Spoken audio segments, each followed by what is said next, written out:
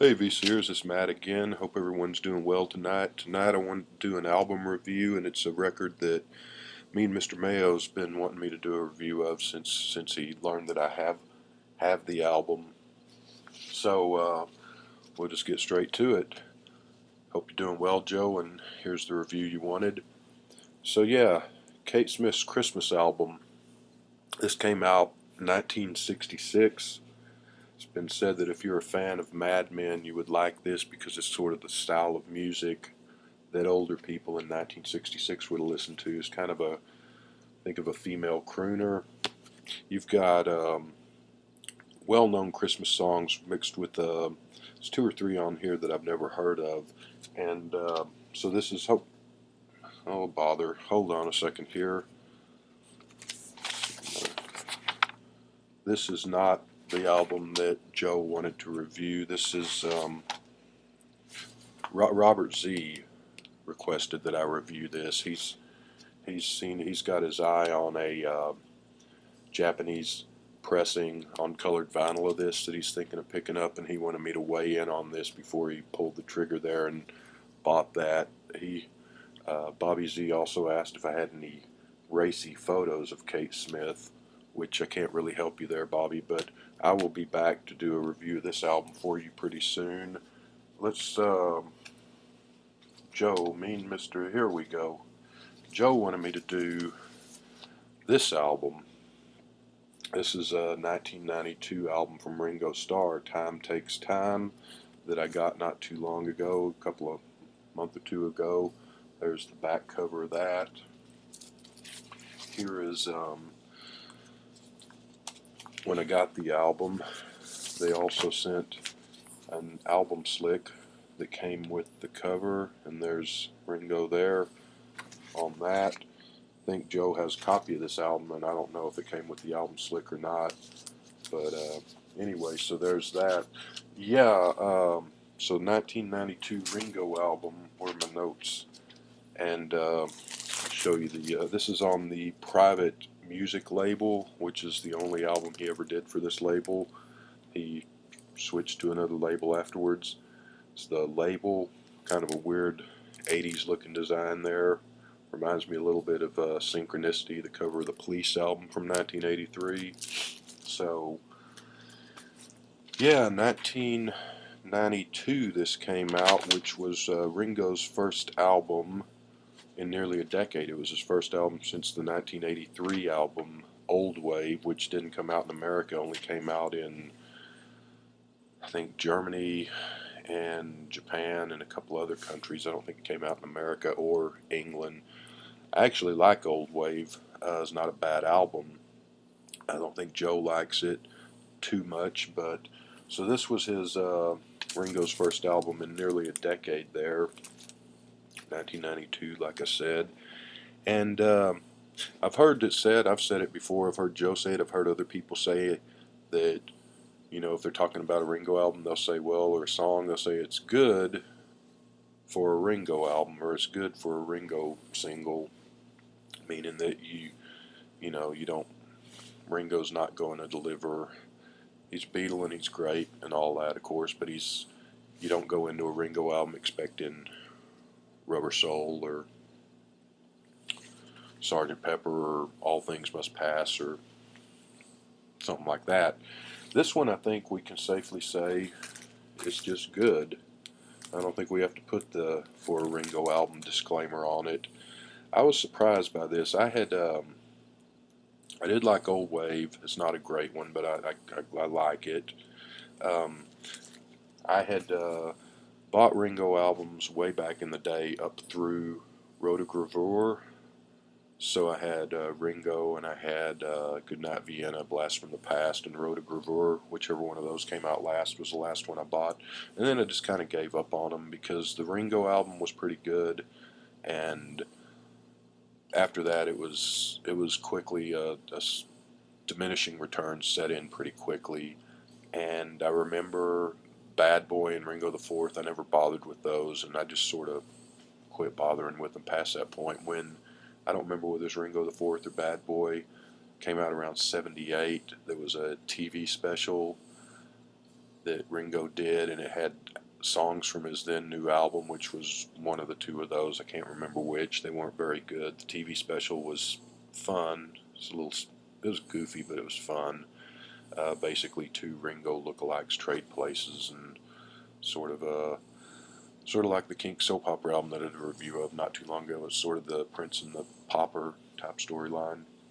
Anyway, so I mean, Ringo albums just kind of lost interest in them. But some of his later albums I've heard on a couple of songs on the radio were so-so. But I had never heard this album. I wanted to get it just to have it on vinyl, really. This was only released on vinyl in a couple of countries, 2 or 3 countries. I'm looking at my notes here. And I want to say Brazil, Germany, and Mexico, maybe. I'm not looking at the right notes, but it was not released on vinyl in America or the UK.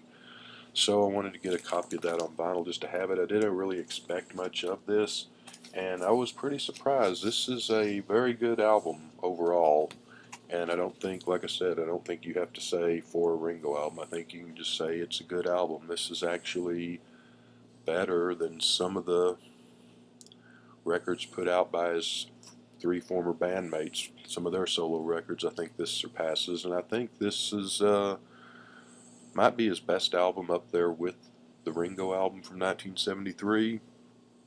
I've always I quite like his first album, Sentimental Journey, but that's all covers. I think I'm kind of alone in that respect. I don't think a lot of people hold that album in too high of a regard. Generally with Ringo, the common consensus, I guess, is that it don't come easy, and then the Ringo album and the rest of it's not really worth the time. I don't totally agree with that, but I think this one, just to say this is a really good album, stands up with the Ringo album, might be the equal to it, I would say. And so yeah, just see what we got. Starts off with side 1. Side 2 is actually a lot better than side 1, I think, but it starts off with Weight of the World, which was a 45 off this album, or a single. I don't know if it was a physical 45, because by 1992, I don't know if they did that too much any. That's it's a nice song. It's a pleasant song. It's pretty good. It's just nothing too great. Don't Know a Thing About Love is the second song on there, which some of the guitar lines sort of remind me of George Harrison, especially George Harrison solo stuff. George doesn't play on this album, but just sort of has a George Harrison feel on that song here and there. Don't Know Where the Road Goes sort of sounds Traveling Wilbury-ish here and there. It's not a great song. It's not a bad song, though, overall. And the reason I think you get the George Harrison feel and the Traveling Wilburys feel is this album was produced by 3 people. Don Was is one, Phil Ramone is another. He's kind of a producer who's worked with anybody and everybody. Peter Asher, I'm sorry, there's 4. Peter Asher, of course, remember Peter Asher, and Jeff Lynne is another producer, and of course Jeff Lynne, ELO, and Jeff Lynne was in the Wilburys, and Jeff Lynne produced George's 1987 album. So I think that's why some of that sound or spirit sort of carries over to this one, maybe. So Golden Blunders and All in the Name of Love round out side 1. Both of those are pretty good. But side 1 is pleasant and nice. Nothing great, nothing bad, nothing too embarrassing. A lot of times with Ringo you get sort of the cornball feel or lyrics. That's largely absent here. I'll get to why I think that is here in just a second. Side 2 improves immeasurably over side 1, though. I think you've got, looking at notes, I'm sorry, starts first song on side 2, After All These Years, which is just sort of a great chugging along rock and roll number. It's got some good guitar in it. It's really a good way to start off the album side there. I Don't Believe in You is a really great song. Might be my favorite song on the album, or at least one of my favorites on the album.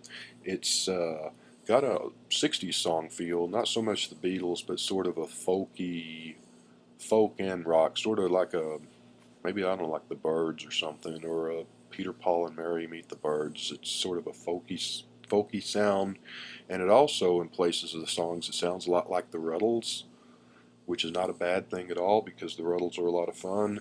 And not in a corny way or anything. It just sort of reminds me of some of the old, not any particular song by the Ruddles, but it just sort of has that sound and vibe to it. So I really like I Don't Believe You. That's it, right? Yeah, sorry.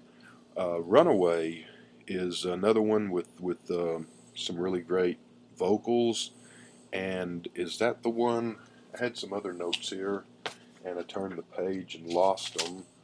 So, but one of these songs, and I think it is Runaways, has backing vocals by Brian Wilson, Beach Boys, of course, and Doug Fieger. You guys remember Doug Fieger from the Knack, My Sharona, and all those good songs. So, really great vocals on that. Good backing vocals on the throughout the album too. In a Heartbeat is fourth song on side 2, and it is a kind of a slow ballad, but it's not too slow or moody. It's just a nice, relaxed sort of ballad, but it's also sort of has energy and chugs along at the same time. A little undercurrent of energy there to a kind of a laid back top, I guess. It's a good song, and What Goes Around is kind of the big number on the album. Sort of concludes the album with a big throw out all the stops, sort of an epic grand finale type thing. It's a really, really great way to end the album. So, a couple of things about this album. The fact that he hadn't made an album in close to 10 years, and he went on tour for the first time really in 1989 and 90. Saw him in 1989. This is in 1992, like I said, so this was his first album in close to a decade. So I think he really, for the first time in a long time, tried and put a lot of effort in. I think some of those albums past Ringo, some of those 70s, and he didn't really make many albums in the 80s, but those very early 80s albums, I think a lot of those he was just sort of going through the motion. He was also going through a lot of personal problems and stuff at that point in his life too, but I think he really, really tries here. The vocals, some of his best vocals. Ringo's never going to be John Lennon or Frank Sinatra or Marvin Gaye or Elvis Presley or whatever. I've always liked his voice, but he really, some of his best vocals that he's ever delivered on a record here, and he really, really tried on this record. Unfortunately, it didn't go anywhere. It got good reviews. It didn't chart really. I think one of the singles charted, the first single charted lower reaches of the chart, like 50 or something, but the album didn't sell a lot of copies. He did a lot of TV appearances when this came out. He was pretty proud of this. He said this was the first album that he was really proud of since the 1973 Ringo album at the time in interviews. And so he really does well, really sings well. The people that are backing him up musically do a great job. Some of this on side 1 sounds sort of random generic rock, though the songs are good. The lyrics aren't too goofy, as is usually the case with Ringo, or as a lot of times the case with Ringo. But side 2, the music really picks up, and there's a lot of variety and a lot of interesting stuff there. So I was really surprised. And what else did I want to say about this album? Just that he did good. And I wish, it's kind of a shame that, of course, this was, what, 20 years after the fact, but it's kind of a shame that he couldn't have followed the 1973 Ringo album up with this album, because if this album had come out back in '74 when he was still getting radio play and still having hits, I think this would have done really well. I think there's several songs on here that could have been hit singles, and since most people pretty much post '73 kind of forgot about Ringo, other than he was an ex-Beatle, and of course he's Ringo, but I mean musically, as far as new music, most people sort of lost interest past '73, '74, and this came out 20 some years, well, nearly 20 years later, by which point very few people were paying any attention to Ringo albums anymore, including myself at the time. And it's a shame, because it's a really good album, and it's too bad that it didn't get some more notoriety and get heard, because I think it would have been, I think people would have liked it had they taken the time to listen to it. So if you're a Beatles fan, if you're a Ringo fan, and you kind of wrote him off musically, give this one a try. It's and there's, like I said, there are several of his albums that I haven't heard, but the 2012 and the Liverpool 8 and Ringo Rama and stuff that came out after this, that on Little Steven's Underground Garage, they'll play songs from those albums occasionally. They're not terrible songs, but they're, and the albums might be great. I haven't heard the whole albums. I've just heard like a song or two off of each of those albums. But what I've heard didn't overly impress me, I'll put it that way. I wasn't expecting anything from this, and this is really good. I'm thinking this is probably better than the albums that he's released since then. I could be wrong since I haven't heard them, but I'm betting that this, if you're rating Ringo albums, this would probably be up there, his second or third best album. Might even be his first best album. I'm going to have to listen to it some more to get a real feel for it. But I've listened to it quite a bit since I got it, and it might be the equal of the Ringo album. But so check it out. It's worth giving a look at. And Joe, I think you thought I was not going to like it, and that's why I took so long to do a review of it. I just wanted to familiarize myself with it a little more. But yeah. So Ringo, Robert Z, I'll be back to review her for you somewhere down the road soon. Have fun.